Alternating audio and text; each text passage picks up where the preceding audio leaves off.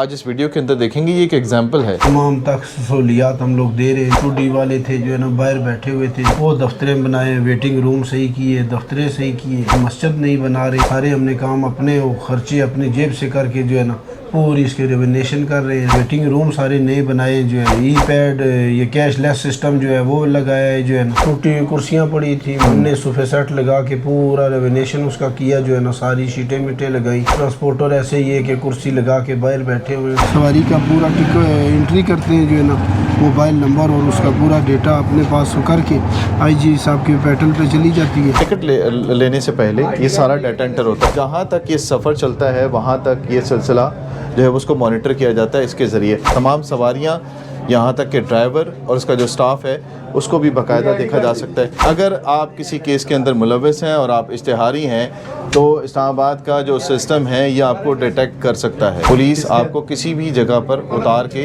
तो आपके ख़िलाफ़ कार्रवाई कर सकती है। ये सारे अलग से ऑफिसेज़ बन गए हैं सबके।